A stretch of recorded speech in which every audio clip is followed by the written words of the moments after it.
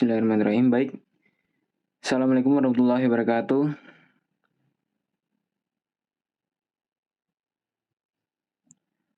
Di sini saya pribadi yang bernama Muhammad Al-Ayyubi Fasyar dan dengan saudara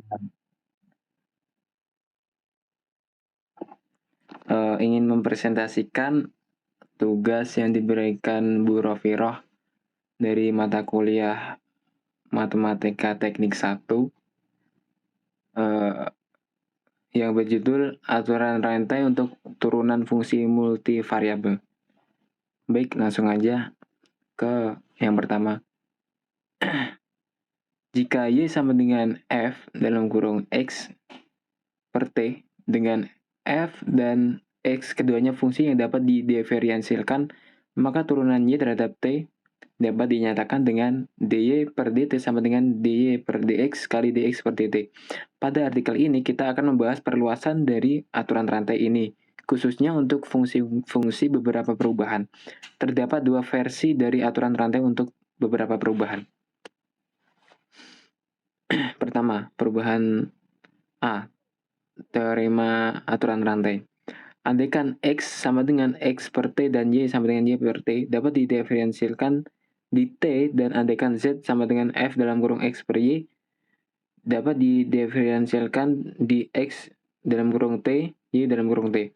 Maka Z sama dengan F dalam kurung X per T sama dengan Y dalam kurung T dapat didiferensialkan di T, yakni dz per dt sama dengan az per ax kalikan dx per dt plus az per ay kalikan dy per dt. Contoh soal pertama, misalkan z sama dengan x pangkat 3, y dengan x sama dengan 2t, dan y sama dengan t pangkat 2. Tentukan dz per dt. Penyelesaian. dz per dt sama dengan az per ax kali dx per dt plus az per ay kalikan dy per dt sama dengan 3x kuadrat y kalikan 2 plus x pangkat 3 kalikan 2t sama dengan 6 kali 2t kuadrat kali t kuadrat plus 2 pangkat 2 dalam kurung 2t pangkat 3 kalikan t, hasilnya 40t pangkat 4. Dengan substitusi langsung kita peroleh z sama dengan x kalikan x pangkat 3y sama dengan 2t pangkat 3 t pangkat 2 sama dengan 8t pangkat 5. dz per dt sama dengan 40t pangkat 4. Lanjut ke teorema B. Aturan rantai. Misalkan x sama dengan x dalam kurung s dan t dan y sama dengan y dalam kurung s per dan t mempunyai turunan pertama di s dan t. Dan misalkan z sama dengan f dalam kurung x dan y dapat didiferensialkan di x dalam kurung s dan t, y dalam kurung s dan t, maka z sama dengan f dalam kurung x s per t dan y dalam kurung s dan t mempunyai turunan parsial pertama yang diberikan oleh 1. Az per as sama dengan az per ax kalikan ax per az as plus az per ay kalikan ay per as. Kedua, az per at sama dengan az per ax kalikan ax per at plus az per ay kalikan ay per at. Contoh soal. Pertama, jika z sama dengan 3x pangkat 2 sama dengan kurangi y kuadrat dengan x sama dengan 2s plus 7t dan y sama dengan 5st, tentukan az per at dan nyatakan dalam bentuk s dan t. Penyelesaian.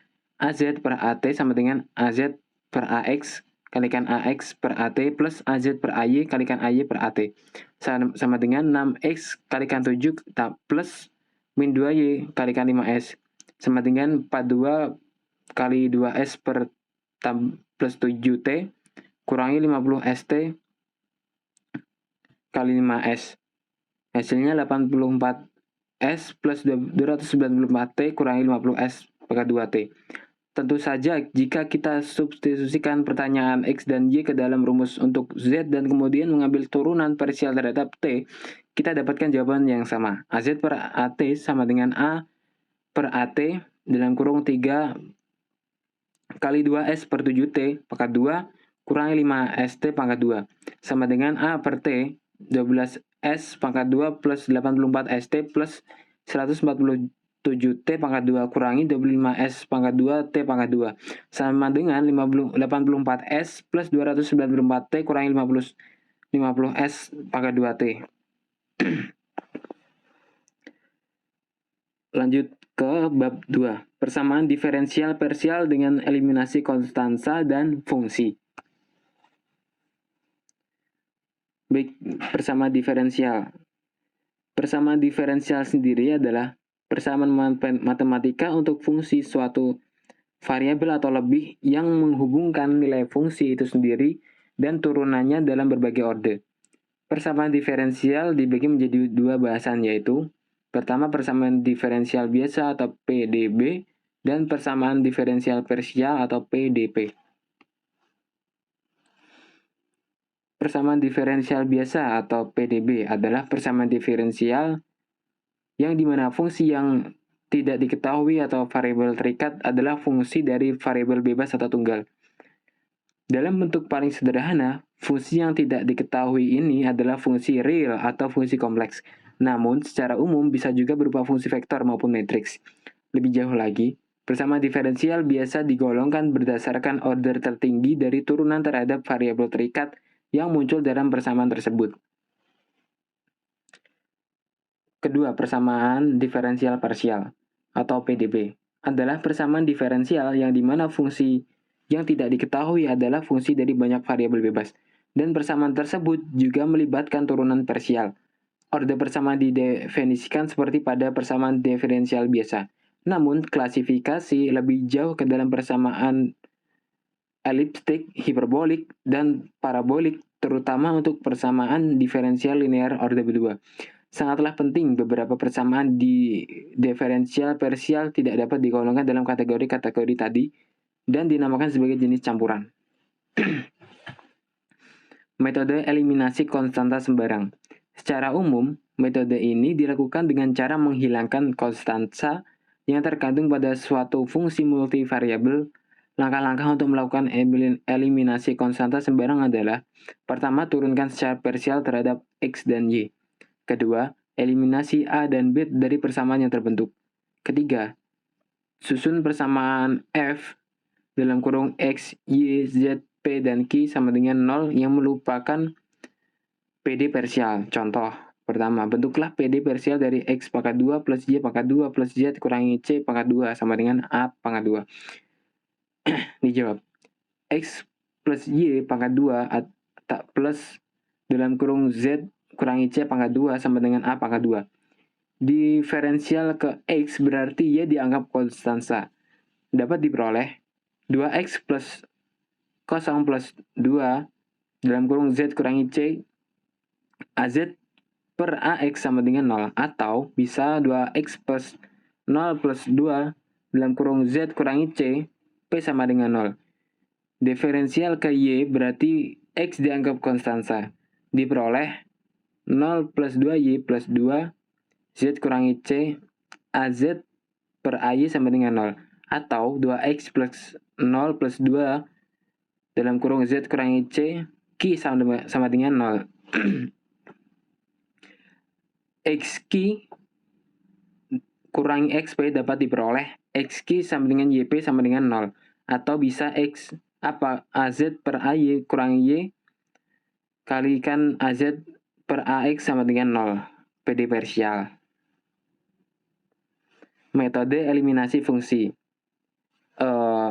Dapat dimisalkan terdapat persamaan Z sama dengan F dalam kurung XY. Langkah untuk melakukan eliminasi fungsi F adalah: pertama, tentukan fungsi mana yang akan dieliminasi. Kedua, turunkan secara parsial terhadap X dan Y. Ketiga, eliminasi fungsi dari persamaan yang terbentuk. Keempat, susun persamaan baru F dalam kurung X, Y, P, Q sama dengan 0 yang merupakan PD parsial. Contoh, pertama, bentuklah PD parsial dari Z sama dengan F dalam kurung X pangkat 2 kurang Y pangkat 2. Jawab. Z sama dengan F dalam kurung X pangkat 2 kurang Y pangkat 2 didiferensialkan ke X, berarti Y dianggap konstanta. Diperoleh AZ per AX sama dengan P sama dengan F pangkat 1 dalam kurung X pangkat 2 kurang Y pangkat 2 didiferensialkan Y. Berarti X dianggap konstanta. Diperoleh AZ per AY sama dengan Q sama dengan F dalam kurung X pangkat 2 kurangi Y pangkat 2. Dapat diperoleh P per Q sama dengan 2X per min 2Y sama dengan X per min Y. Atau min PY sama dengan Q per X. Jadi XQ plus YP sama dengan 0. X AZ per AY plus Y AZ per AX sama dengan 0. Atau PD parsial. Baik. Itu saja presentasi dari kelompok kami.